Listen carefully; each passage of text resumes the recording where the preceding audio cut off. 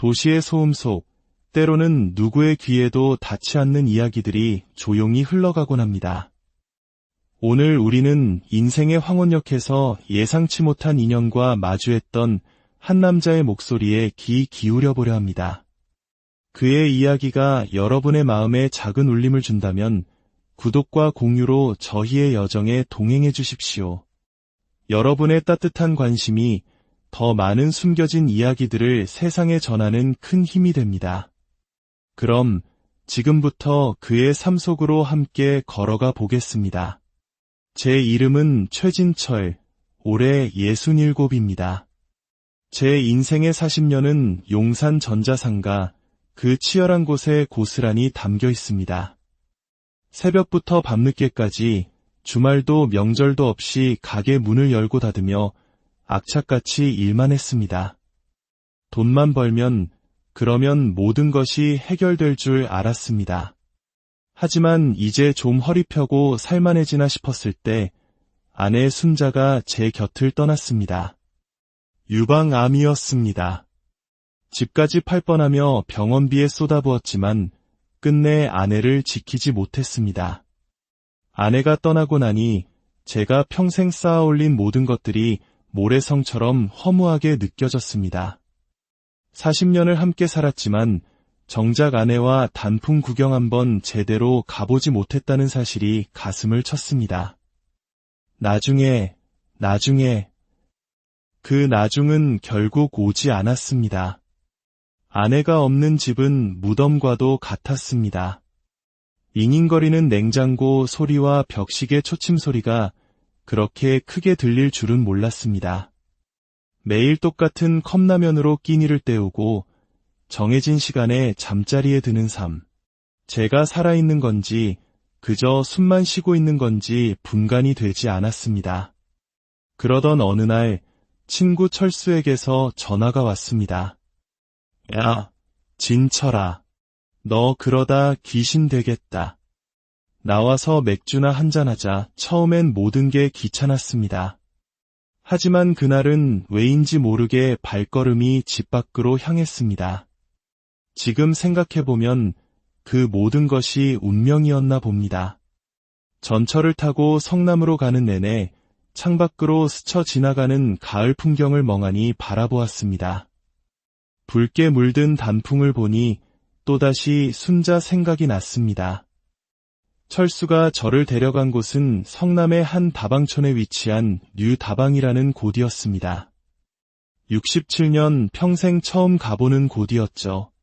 간판부터 분위기가 심상치 않았습니다. 문을 열고 들어서자 한 여자가 다가와 물었습니다. 처음이신가요? 혼자 오셨어요. 저는 당황했습니다. 이곳은 우리가 흔히 생각하는 그런 다방이 아니었습니다. 홀 안에는 여러 테이블이 있었고 각 테이블마다 젊은 여성부터 중년 여성까지 다양한 나이대의 여자들이 앉아 있었습니다. 그때 유독 한 사람이 제 눈에 들어왔습니다. 구석 테이블에 홀로 앉아있는 50대 중반쯤으로 보이는 여자였습니다. 무표정한 얼굴에는 차가움과 함께 깊은 슬픔이 서려 있었습니다. 하지만 제 시선을 가장 먼저 사로잡은 것은 그녀의 신발이었습니다. 뒤축이 완전히 닳아 비스듬히 기울어진 검은색 운동화. 그녀가 걸을 때마다 딱 소리가 났습니다. 제 아내 순자가 그랬습니다. 신발 한 켤레를 닳아 없어질 때까지 신던 사람. 순간 가슴이 뭉클해졌습니다. 친구 철수는 익숙하게 그 여자가 앉은 테이블로 저를 이끌었습니다. 선미야, 안녕. 그녀의 이름은 선미였습니다. 선미는 자리에서 일어나 인사했지만 말투에서 연변에서 온 조선족이라는 것을 알 수 있었습니다. 그녀는 저를 잔뜩 경계하는 눈빛으로 쳐다봤습니다. 철수가 맥주를 시키며 분위기를 풀려 애썼지만 어색한 침묵만이 흘렀습니다. 잠시 후 선미가 다른 테이블로 자리를 옮기는데 그녀의 낡은 신발에서 나는 소리가 계속 제 귓가에 맴돌았습니다. 마치 순자가 걷는 소리 같아서 가슴이 아려왔습니다. 철수가 조용히 말했습니다. 저 여자 불쌍한 사람이야. 혼자 한국 와서 고생이란 고생은 다 하고 있어. 고향에 딸도 있는데 남편이란 작자가 사업 실패하고 빚만 남기고 도망갔다더군. 철수의 말을 들으니 그녀가 더욱 안쓰럽게 느껴졌습니다. 어떤 사연이 있기에 낯선 땅 이곳까지 와서 이런 일을 하게 되었을까? 선미가 다시 자리로 돌아왔을 때 제가 자꾸 신발을 쳐다보는 것을 눈치챘는지 발을 테이블 아래로 감추었습니다. 저는 조심스럽게 입을 열었습니다. 선미 씨, 신발이 좀 불편해 보이네요. 그 말에 선미의 얼굴이 새빨개졌습니다. 괜찮습니다. 익숙해요. 하지만 그 순간 제 입에서는 저도 모르게 이런 말이 튀어나왔습니다. 제가 신발 하나 사드려도 될까요? 선미는 눈을 동그랗게 뜨며 저를 쳐다봤습니다. 그녀의 목소리는 떨리고 있었습니다. 왜 그러세요? 뭘 원하시는 건데요? 세상에 공짜는 없잖아요. 얼마나 많은 상처를 받았으면 작은 호의조차 이렇게 경계할까? 마음이 아팠습니다. 아무것도 바라지 않습니다. 정말 그냥 사드리고 싶어서요. 제 진심이 느껴졌는지 한참 저를 바라보던 선미가 작은 목소리로 말했습니다. 그럼 고맙겠습니다. 하지만 비싼 건 안 돼요. 우리는 다방을 나와 근처 신발 가게로 향했습니다. 선미는 가장 싼 3만 원짜리 운동화를 골랐습니다. 저는 조금 더 좋은 것을 사주고 싶었지만 그녀는 극구 사양했습니다. 결국 5만 원짜리 흰색 운동화를 계산하는데 선미가 갑자기 울기 시작했습니다. 왜 저한테 이렇게 잘해주세요? 저는 그럴 만한 사람이 아닌데 사람이 사람을 돕는데 이유가 필요한가요? 새 신발을 신고 나온 선미의 얼굴에 처음으로 옅은 미소가 번졌습니다. 그 웃음을 보는 순간 제 마음에도 3년 만에 처음 느껴보는 따뜻한 온기가 퍼져나갔습니다. 누군가를 위해 무언가를 해줬다는 기쁨. 오랫동안 잊고 있던 감정이었습니다. 다방으로 돌아가는 길, 선미는 조금씩 자신의 이야기를 꺼내놓았습니다.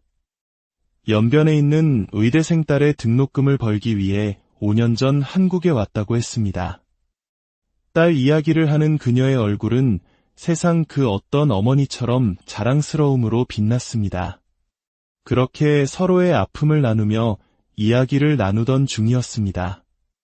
옆 테이블에서 소란이 일어났습니다. 술에 취한 한 남자가 다른 조선족 여성에게 막말을 퍼부으며 행패를 부리고 있었습니다. 조선족 년들아.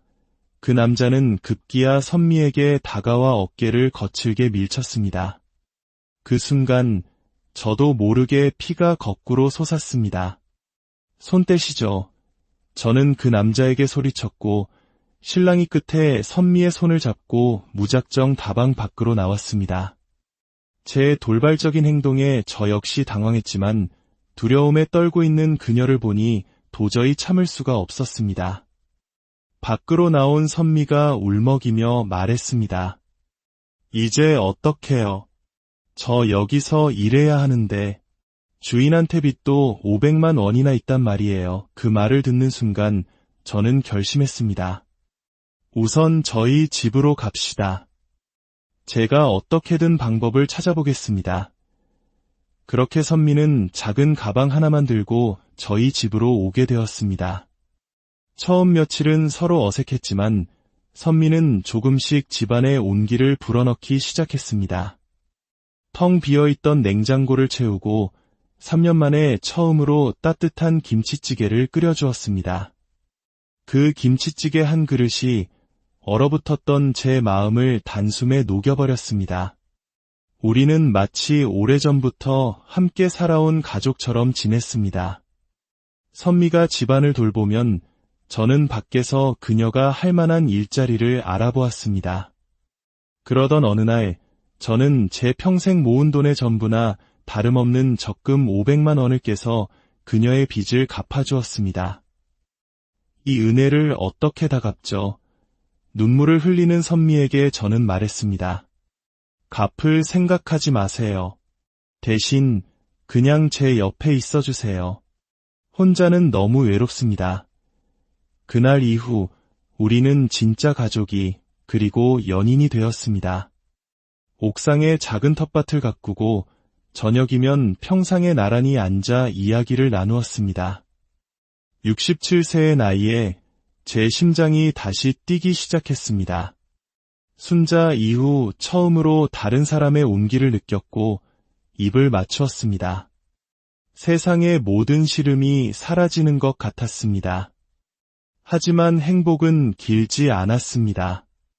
어느 날 저녁, 다방 주인과 건장한 남자들이 집으로 쳐들어왔습니다. 500만 원은 계약금일 뿐이야. 진짜 빚은 2천만 원이라고. 그들은 선미가 내용을 알지도 못한 채 도장을 찍은 사기 계약서를 내밀었습니다. 머리가 하얘졌습니다. 하지만 울면서 제게 매달리는 선미를 참아 외면할 수 없었습니다. 저는 결국 아내와 함께 살던 이 집을 담보로 2천만 원을 대출받았습니다. 이 일로 아들과는 의절 직전까지 가는 큰 싸움을 했습니다. 아버지, 그 여자한테 속고 계시는 거예요. 아들의 절규가 가슴을 찔렀지만 저는 선미를 포기할 수 없었습니다. 힘겹게 마련한 2천만 원을 건네며 모든 것이 끝나기를 바랐습니다. 하지만 그들은 악마였습니다. 일주일 뒤 그들은 또다시 찾아와 밀린 이자 500만 원을 내놓으라며 협박했습니다. 그때 깨달았습니다. 이것은 끝이 없는 지옥이라는 것을. 이대로는 선미도 저도 모든 것을 잃게 될 것이라는 것을. 이제 그만하시죠.